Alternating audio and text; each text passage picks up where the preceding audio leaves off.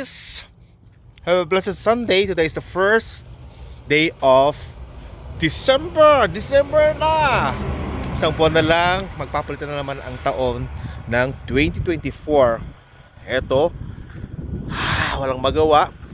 Sa Sunday weekend, kaya walang ganong trabaho. Kaya eto, vlogging muna tayo. Kumusta mga ka-works? Punong-puno po ng yelo naman ang daan. Kahit hindi po snow, pero napakalamig po kasi may mga stocks na yelo pa rin tayo na nakikita sa paligid. Kasi it's negative 16 or 17 degree. Ang lamig po ngayon. So ngayon, araw na to, i-pictures ko naman ngayon kung kaano ang mga kapuno-punuan po dito, yung mga trees po natin. Ano nga tsura ng mga puno po ngayon dito sa Canada na nagbibigay ng kagandahan pag panahon ng summer, pero winter po ngayon. So ano itsura kaya nila ngayon? So kung ano mga puno dito ay naglalakihan at punong-puno po ng mga dahon, mga bulaklak. Ano po ngayon ang itsura nila? Tignan po natin ngayon ang itsura ng mga puno sa panahon ng winter or snowing season dito sa Canada. Kaya po ito po ay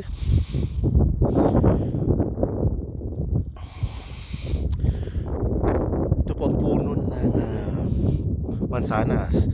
Sa panahon po ng winter, ito po siya ngayon. May mga puno po na hindi po nalalagasan ng dahon. Ito ang tinatawag nila na pine tree. Tingnan nyo po ang ganda ngayon ng mga puno ng mga pine trees dito sa Canada. Siya lamang po ang isa sa mga natatanging mga punong kahoy na hindi nalalagasan ng mga dahon. Yan po kaganda ang mga pine trees na yan dito sa Canada. Tignan natin kung gaano kaganda. Tignan po rin nyo. At napapalibutan po siya ngayon ng mga snowflakes or snow parts niya na nagbibigay ganda. At ang ibang mga kapunuan po dito sa area ng Canada, ito po ang kanilang mga hitsura. Dahil po sila po ay mga hindi pine trees, kaya ang mga puno po ay ganyan ang mga itsura nila. Walang kadahon-dahon, but they're still alive. So kapag panahon po ng spring or yung tagsibo na yan, mamumukadkad ang mga kadahon-dahonan niya at mamumukadkad ang mga kabulaklakan niya. Ito po ang simbolo ng spring situation or spring season dito sa Canada. Ito po ang mga kapuno-punuan po dito sa Canada, sa mga ganitong mga malalamig na lugar. Ito po ang itsura ng mga puno na walang kadahon-dahon at napapalibutan siya ng mga snow na yan. Napakalamig ng lugar.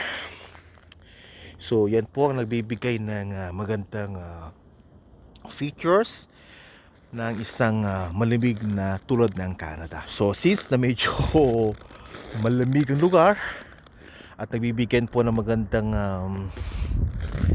pagpapaliwanag ko anong nangyayari sa mga kapuno-punuan, ito po ang nangyayari sa mga puno sa panahon ng winter season. So ngayon naglalakad po tayo ngayon para mapagmasdan natin ang ganda ng lugar na kung saan magbibigay ng pagkanyaya sa mga taong bumisita dito sa Canada. Kasi tignan na kung gaano ito kaganda. So ingat po ang lahat. Ingat. Bye.